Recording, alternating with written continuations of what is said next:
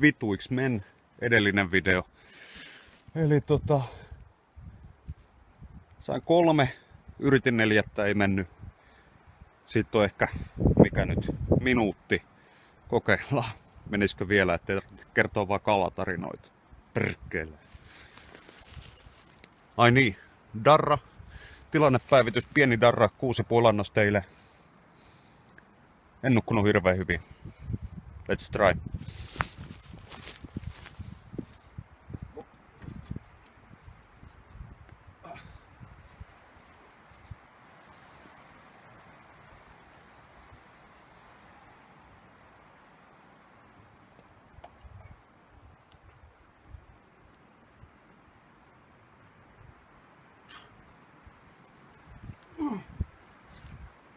No joo.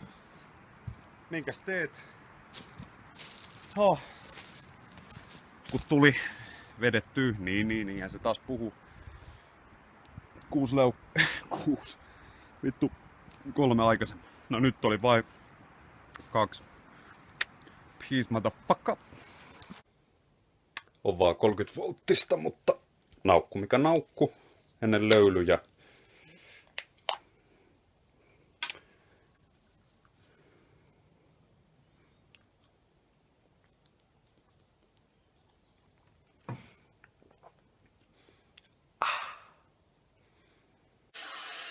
Mulla on välillä sellainen olo, että mä oon ihmispossu. Sitä aika usein tuntuu, että mä oon piski. Minä.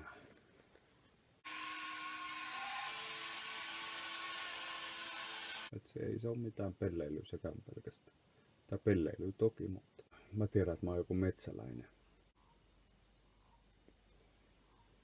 Ja. Kyllähän noita nyt löytyisi, mutta metsäläinen piski ja possu ja ei sillä, että porsaat ja possut on vitu hienoja eläimiä. Ja romantikko. Sitä jotenkin luuli, että mitä enemmän juon, niin sitä parempi meininki, mutta eihän se nyt niin mene. Ja nyt jo aurinko nousee. Uskomatonta. Krapula ei ole mulle edes mikään hirveän niin kuin paha tila yleensä. Mutta krapulan jälkeinen päivä. Päällä puuhun lyöty olo. Ja ehkä se on kuvaavaa.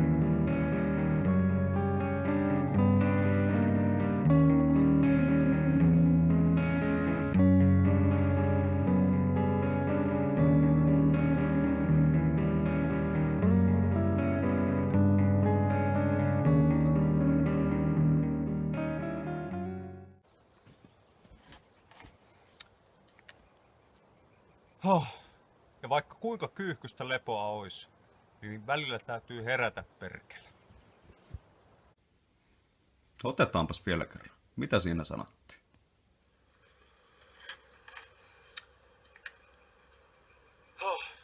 Ja vaikka kuinka kyyhkystä lepoa olisi, niin välillä täytyy herätä perkele.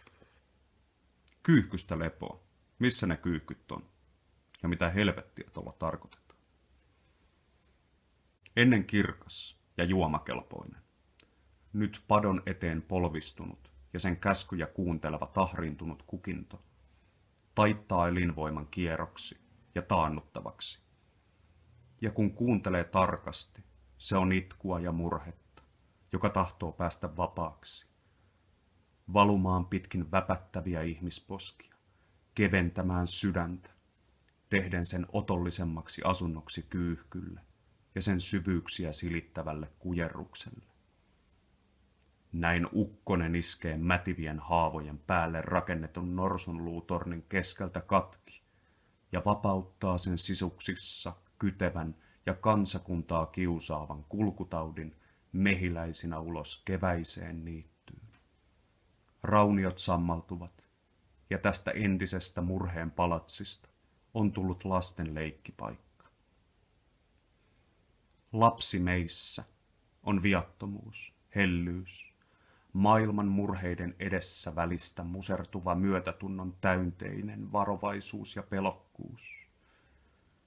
Kyyhkyn kujerruksen kuuleva ja lopulta sen kanssa yhtä oleva, syvä ja helposti muiden odotuksiin sekoittuva oman tunnon ääni. Peto on repinyt tuhannet ja tuhannet hunnut morsiammen yltä ja falloksellaan työntynyt ja todistanut tyhjyyden. Lapsi taas tullut yhdeksi kyyhkyn kanssa, kujertain nyt itsessään toiseuden ihmettä ja heikkouden pehmeydellä sulattanut aistien ääriviivat ja tullut näin yhdeksi kohteen kanssa. Tämä rukous onkin mahdottomuus, sillä sen ollessa vielä hedelmällinen päämäärä, kädet eivät kykene koskettamaan toisiaan, ja käsien koskettaessa toisiaan ei ole enää eroa tämän ja tuon välillä, eikä siis rukoilijaa tai rukoiltavaa.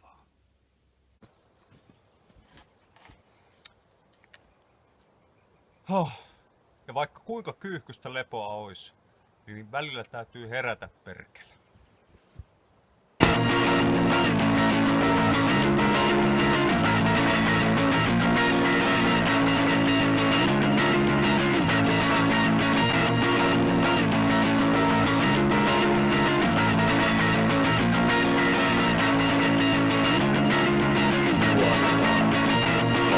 Vuotaa vanhaksi käynyt väärä hiki pitkin poskia ja karvaisia reisiä. Se käy kiinni kuin ruoska paljastettuun pyllyyn.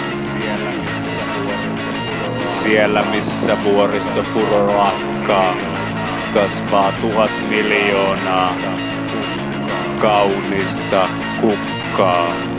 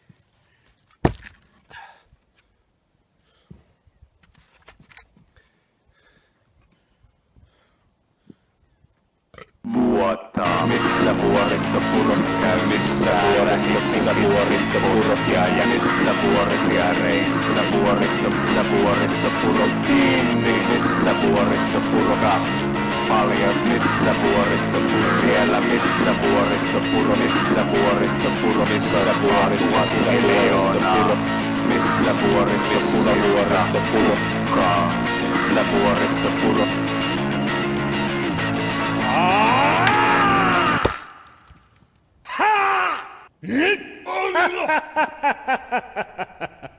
Virtaa saa millään käsillä pysäytetty, että sä menet sinne seisomaan ja pistät käden eteen, niin eihän se pysähdy. Tulee ja menee.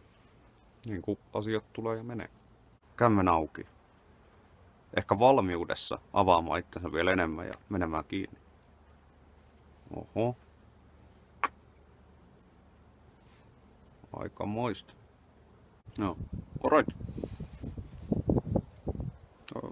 Jotain. Peace out, motherfuckers. Yeah, moro.